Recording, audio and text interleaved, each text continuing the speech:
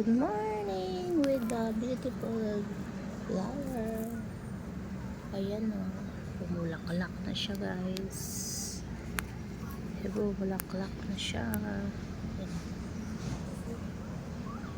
Tapos ito ang sunshine.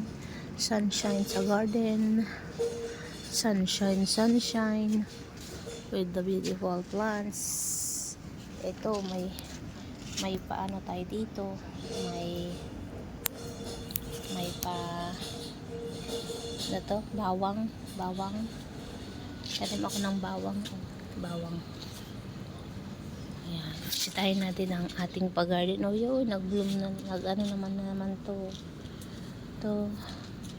ang ating alugbati, ang lalago. Ayan, tapos ito na yung katuray natin. Update sa katuray. Ano ba tawag dito? Bataw pala. Ito yung Chinese lagundi daw. Ito yung kamote. Ano bang nangyari dito? Ba't namatay ito? Hindi ko alam kung bakit siya namatay, guys. I don't know. Pero naputol pala siya. Ba't siya naputol? Okay na sana, kaya lang naputol. Pero meron pa rin buhay isang tangkay. So ito na ang ating kalabasa. Oh. Ba't siya napunta dyan? Dito ka, aray. Ayan. Laki na niya. Oh. Ang lago ng kalabasa ko, guys. Ito yung Chinese. Ano to? Chinese lang, alugbati. Ayan, malago ng kalabasa natin. Yung naghihingalo yung ating tanglad, kinakain kasi ng taga pusa. So yun lang. So ito na ang ating gumamela, sana mamulaklak. Yung niluluto ko, guys, baka masunog na to. Oh my gosh, ang ating paboritong pansit. May pansit, paborito ko to, guys, ang pansit. Ang agahan natin ng Lunes Santo, chicken balls ang sahog. Happy Lunes Santo, guys.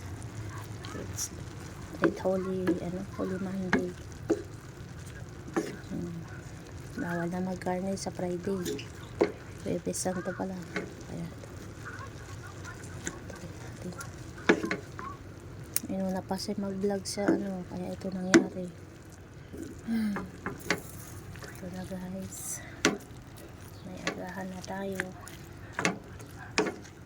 Maagang 7:30 na yata o 8 o'clock na, hindi ko alam kung anong oras. Ayan, guys, ay paboritong pansit.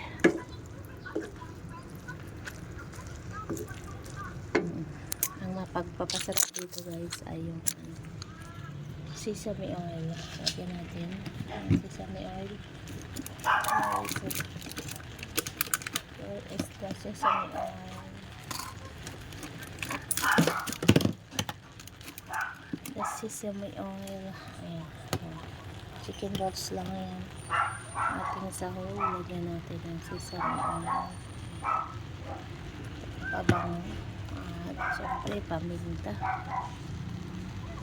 May toyo yan, oyster sauce. Yun lang, gisa-gisa. Madali lang magpansit.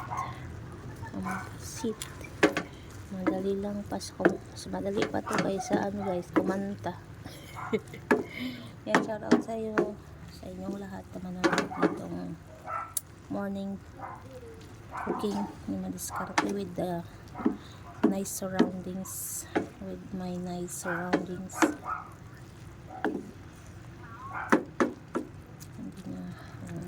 Sarap. Saglit lang, guys. 15 minutes cooking lang yata to. May agahan na tayo. Wala kasi akong carrots, kaya mixed veggies na ang aking hinalo. Kaya para may corn siya. Siyempre, tikman natin kung masarap. Tikman natin.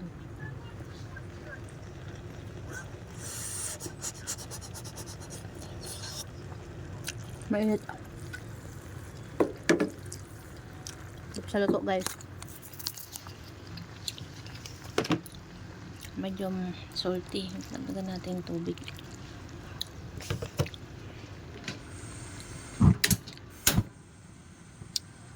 Buksan natin yung apoy. Medyo napaano natin ng toyo. Napadami. Pero masarap to pag medyo moist. Hindi to yung moist yung yung kanton. Ayan guys, thanks for watching. Luto na to.